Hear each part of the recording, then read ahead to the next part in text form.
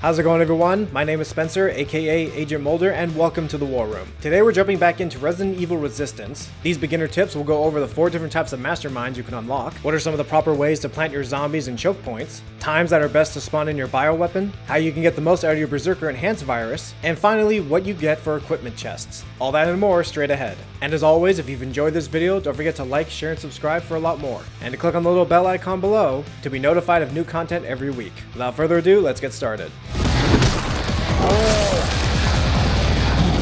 Just as expected.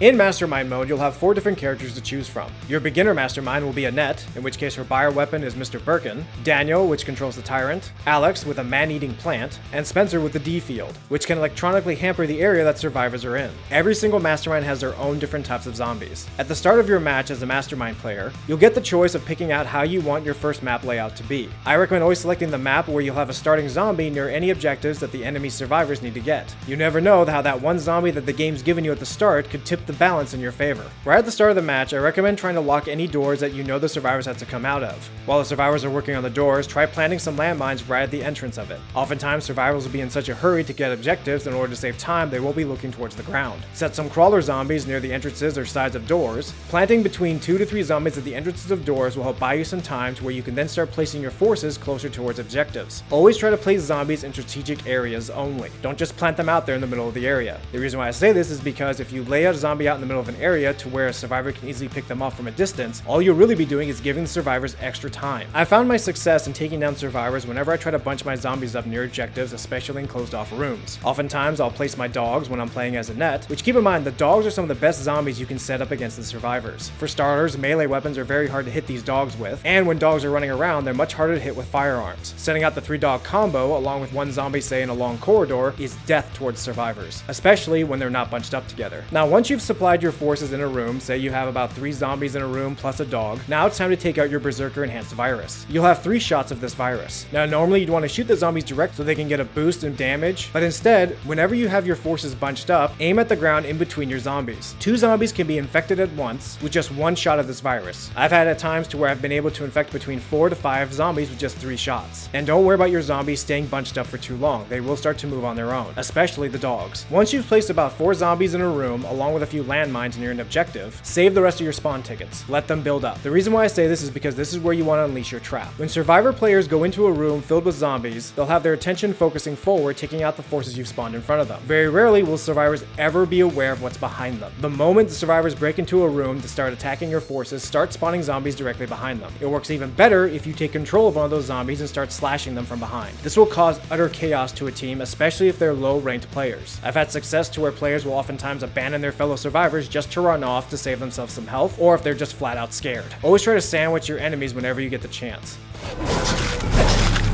Healing over here! All the pieces I have put in place led you here. You have no hope. Speaking of spawning in, let's talk about the bioweapons. The 2 bioweapons I've had the most success with so far is William Birkin and the Tyrant, aka Mr. X. Each bioweapon in this game has their own unique special abilities. Now I will say this, bioweapons as powerful as they are can sometimes be very clunky to control. When you're ready to spawn in your bioweapon, try to do so in the midst of chaos while the survivors are distracted. Bioweapons are the turning point in any battle. The best times to send in a bioweapon is when the survivors are sandwiched in a closed off room by both the zombies you spawn to guard the objective and the zombies you spawn behind them, like I mentioned before. Dropping your bioweapon in the midst of that will guarantee you to take down at least 2 to 3 survivors. Now each bioweapon has a grapple ability. When you grab onto a survivor, until that survivor's allies come to assist and break you off of them, you can squeeze the life out of your opponent very quickly. I recommend only doing this when there's only 1 survivor in the room. Instead, focus the rest of your abilities on trying to knock them all down as quickly as you can. Remember, the more time survivors are laying on the ground waiting for an ally to come save them, the less time they're going to have to complete the objectives. Always be smart when you spawn in your bioweapon. Do it behind survivors whenever they're engaged in either taking down an objective or fighting off hordes of zombies. And finally, let's talk about how you can enhance your experience as a mastermind with equipment chests. Now the fun thing about this game is that regardless if you win or lose, in which case I hope you do win a lot thanks to these tips, you'll be given points to where you can spend on equipment chests. Depending upon your rank and which character you're playing as, you will unlock extra abilities to where you can enhance your zombies' damage and health, certain area effects on the map, and increasing the power of your bioweapon. I would definitely say the most user-friendly mastermind to run around with right now is Daniel, followed closely by Annette. Annette does have her zombie dogs that can be annoying for survivors to deal with. Daniel can spawn in armored zombies. And in my opinion, Mr. X is a lot easier to control as your bioweapon than Mr. Birkin is. But again, it's all up to you. And that's all I have so far on your beginning tips for playing as a mastermind. I hope you've enjoyed this video so far, and as always, feel free to like, share, and subscribe for a lot more. We'll be dropping some new content on new games very soon. Until then, I'll see y'all next time. Lay you to rest.